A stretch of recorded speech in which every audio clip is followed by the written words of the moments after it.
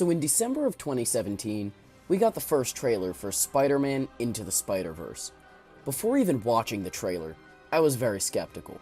First of all, it was being done by Sony Pictures Animation. In case that studio doesn't ring any bells for you, let's go over some of their most famous film franchises. Cloudy with a Chance of Meatballs, Hotel Transylvania, The Smurfs, Open Season 3, The Emoji Movie. To be honest, I actually really liked Open Seasons 1 and 2, but overall, not a great track record. Most of these movies were decent at best, and so very horrible at worst. My second skepticism was that this was a Spider-Man movie being made entirely by Sony. At the time, Spider-Man Homecoming had recently shown us how good Spider-Man was when done by Marvel, so seeing him be done by the people who brought us this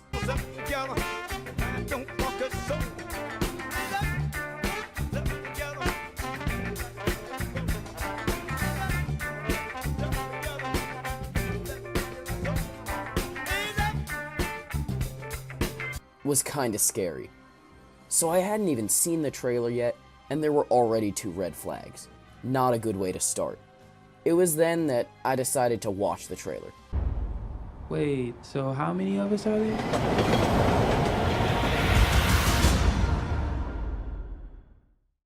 Yeah, my opinion completely turned around.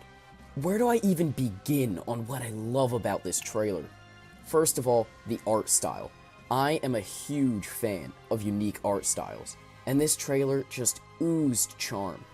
If you were to take some of the frames from this trailer out of context, they don't even look like they're from a movie. They look like art. Take this frame as an example. Immediately, your eyes are drawn to the center, where you can see the neon lights hanging from the skyscrapers in the distance. Then, you look up and down the center and notice the wet road, where you can still see some of the reflections of the lights.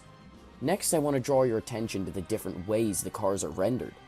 The ones near the front look like they were painted onto the scene. They don't really have any texture, which contrasts really nicely with the hyper-detailed road.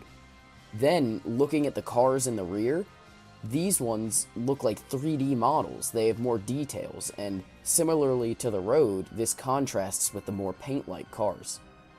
By now, you may have noticed that throughout the frame, there are these tiny dots, mostly in places of contrasting light values. This is an effect that's actually ripped right out of the Ultimate Spider-Man run itself. The use of this effect makes the movie feel more like a moving comic book than a digitally animated production. One more thing about the art style, I really like the effect used in Miles' lenses here. I just think it looks really cool. After that trailer, I was 100% on board, but I still had a few questions. First of all, the movie was titled Into the Spiderverse, but so far, the only Spider-Man besides Miles we saw was Peter Parker. For those that don't know, Spiderverse was a comic event where all the Spider-Men from every alternate universe came together. In comics, there were dozens of different Spider-Men, so I was pretty worried that the movie would only showcase Peter and Miles. My only other worry was that this trailer was just really good and Sony was still gonna make a bad movie. About 6 months later, we got another trailer, and oh boy, if the first trailers looked amazing, then this one looks spectacular. After the first trailer, I was pretty doubtful that the whole movie would have the comic book effects that I mentioned before. I just didn't think it was sustainable.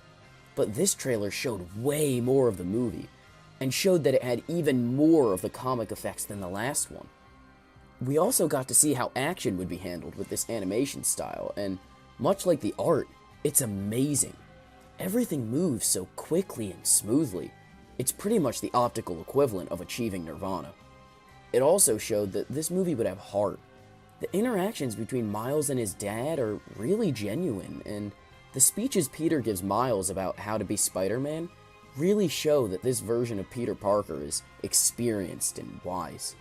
So yeah, the movie has great art and great characters, but of those characters, still only 2 of them were Spider-Men in a movie called Into the Spiderverse. Oh wait, never mind, Spider-Gwen is in it now. The inclusion of Spider-Gwen was both calming and worrying for me.